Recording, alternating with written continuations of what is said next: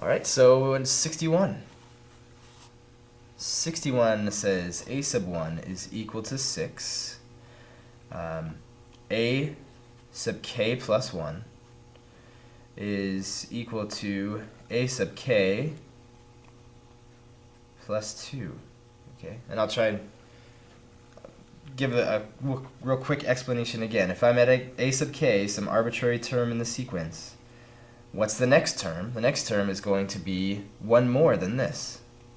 If this is a sub 3, this is going to be a sub 4. If this is a sub 5, this is going to be a sub 6. So this is a sub 1 more than k, right? That's what this notation is talking about.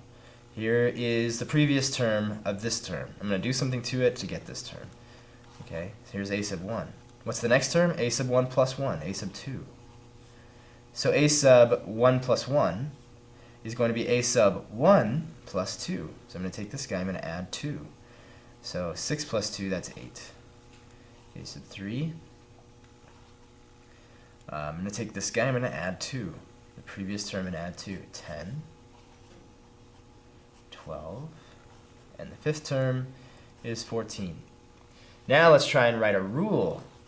Rather than this recursively defined thing where I've got to go back, say I wanted to find the 15th term here, well, I'd have to, okay, I'm going to add 2 to this, and add 2 to this, and do this 10 more times to find the 15th term. But a sub n just tells me if I want to find the 15th term, take 15 and plug it into what I'm about to write here. Okay, so let's look at these terms and figure out what's going on. Well, I am adding 2 every time. I'm adding a multiple of 2, right? They're not multiples of 2 themselves, but I am adding a multiple of 2 every time. So let's say 2n. Okay, so if I just put a 1 in here, if I let this be the the first term, I can even write down the first 5 terms of this guy right here. So let's put in the first, number 1. That's going to be 1. I'm going to put in a 2. 2 times 2, that's 4. Then we're going to take, so this would be 2. I don't know why I wrote 1. And then put a 3 in here. 2 times 3 is 6, 8, 10. So this is not it. This is not enough. But what could I do to get from this number to this number? And so I'll just modify this a little bit. I could take 2 and add 4. Does that work? Add 4, add 4, add 4. I could add 4 to each of these. If I add 4 to each of the terms, then I'll get these ones. And that could be my rule. We could test it out. Put in a 1, you get a 2. 2 plus 4, 6. Put in a 2. 2 times 2 is 4 plus 4, 8, and so on. And this works. Okay. Let's look at another one. 62. They tell me the first term, a sub 1, equals 25. And the next term, after whatever term you're on, is going to be a sub k minus 5. Okay, if I want the next term, I take the previous term and I subtract 5. So the first term is 25. Take that term, the previous term, and subtract 5. If I subtract 5 from this, I get 20. The next term, subtract 5 from this, I get 15. Subtract 5 from this, I get 10. Subtract 5 from this, I get 5. Those are the first 5 terms. Now we're going to try and write a rule. The rule that would tell me if I want to find the 85th term, just plug 85 in there into whatever this formula is we're going to write. And there you go. You would be able to find it rather than having to do this over and over and over. Okay?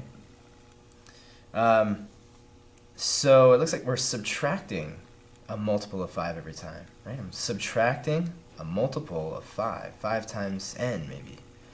Okay? Well, if I'm subtracting a multiple of 5, then, what would I subtract the first multiple of 5? What's the first multiple of 5? It's 5. What would I multiply, or what would I subtract that from to get 25? Well, 30 minus 5, that'd be 25. Let's give that a try. 30 minus a multiple of 5. Okay, so the first term, so put in a 1, we get a 5. 30 minus 5, 25. Put in a 2. 5 times 2, 10. 30 minus 10 is 20. 30 minus 15 is 15. 30 minus 20 is 10, and so on. And it seems to be working. So apparently, this is the rule. Maybe you could find a different one, but that seems like the easiest one to me, at least. So let's see.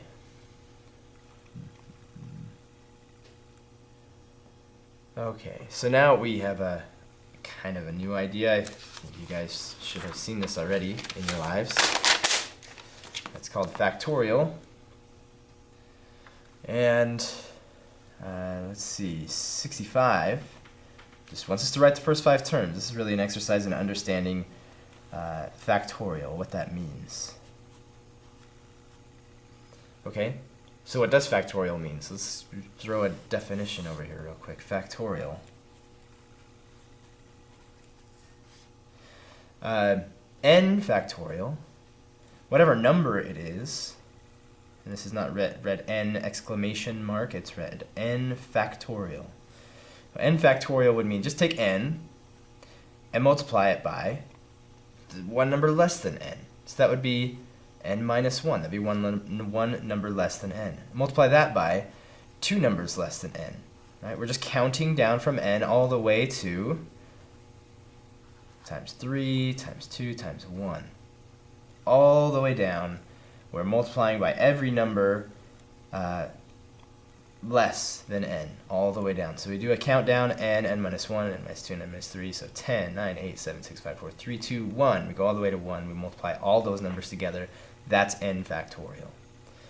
So, and one thing to note is, yes, remember this, 0 factorial is defined as 1. You will want to forget this for some reason. Most of my students try to. Don't forget this. 0 factorial is 1. Okay, so let's look at the first term here. A sub 1, that means I put a 1 in here for n. That means I'm going to do 1 factorial. That's 1 times every number less than 1, but there's no numbers less than 1 except for 0, and it doesn't go to 0, it goes to 1. That's the last one. So 1 over 1, that's 1. A sub 2. 1 over 2 factorial. Okay, let's work on these down here. 2 factorial. That's 2 times 1. So that's 2. That's 1 over 2 factorial. That's 1 over 2. That's 1 half. A sub 3. That's 1 over 3 factorial. So let's figure out what 3 factorial is. That's 3 times 2 times 1. That's 6. Okay, so that's 1 over 6. A sub 4. It's 1 over 4 factorial. 4 factorial is 4 times 3 times 2 times 1. This is 12. 12 times 2 is 24. So, yeah, 1 over 24.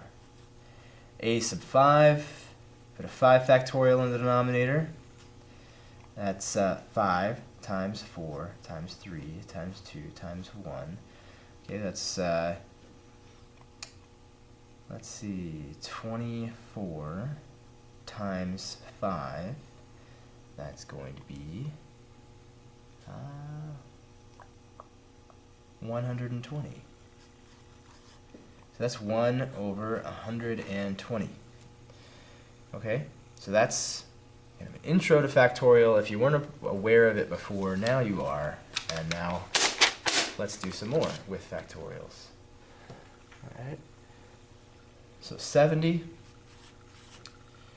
A sub n is equal to negative 1 to the 2n plus 1 over 2n plus 1 factorial. Okay, a sub 1. Well, let's see. Oh, you know what they did? They told us to start at 0. So we will on this one. The previous one, you could make the appropriate substitutions. We'll go ahead and do this one correctly. So start at a sub 0. Okay, that's what I said. Sometimes we're going to start not at a sub 1, but a sub 0. Don't get freaked out by it. It just starts at 0. Sometimes it's helpful to start at 0 rather than 1 when you're writing certain rules. That's why we do it sometimes. So I'm going to write down here. A sub 0 would be, let's see, we could maybe do a little work. This is a little bit complicated. So this is negative 1 to the 2 times 0 plus 1. So it's 0 plus 1, negative 1 to the 1 over 2n plus 1, 2 times 0 plus 1, that's 1. 1 factorial, well, that's just 1. So this is negative 1 over 1. So this is negative 1. Negative 1. Okay. So a sub, what's the next one? A sub 1. That's the next one. A sub 1, we're going to put a 1 in for the n's, so we have negative 1 to the 2n plus 1, 2 times 1 plus 1, over 2 times 1 plus 1 factorial. So now we have negative 1 to the 2, this is 2, plus 1. So 2 plus 1 is 3. Negative 1 to the 3. Negative 1 to an odd power would be negative 1 over 2 times 1, that's 2, plus 1, that's 3. 3 factorial is 6. We already talked about that one. A sub 2, so we have negative 1 to the 2 times 2 plus 1 over 2 times 2 plus 1 factorial. Right? This is 4 plus 1, that's 5. What you might notice is this is a multiple of 2. 2 times some integer is going to be an even number. If I add 1 to an even number, I'm going to get an odd number. So you'll notice up here, this is always going to return some odd number, the next odd number. So negative 1 is always going to be raised to a negative, or to an odd power, so I'm always going to wind up with a negative 1 down here, or in the numerator. And here, this is also the same expression. So it's going to give this even, so this odd number. So the next odd number, this was 3, this is 5. 5 factorial, we just did that, that's 120. A sub 3, that's negative 1 to the 2 times 3 plus 1, that's 7. That's going to be an odd power again, over 2 times 3 plus 1 factorial. So we have negative 1 over, okay, so this is 6 plus 1, that's 7. 7 factorial is it's a big one. So let's just do this really quickly. 5,040. Okay, and this is a sub 4, but you'll notice since we started at 0, this is the 5th term, so we are almost done with this exercise. So negative 1 to the 9th over 9 factorial, since we have noticed these patterns here. So let's do that quickly. 362,880. Negative 1 over 362,880. Okay, so that's the last one on this video, and yeah, we have a few more, so I'll see you there.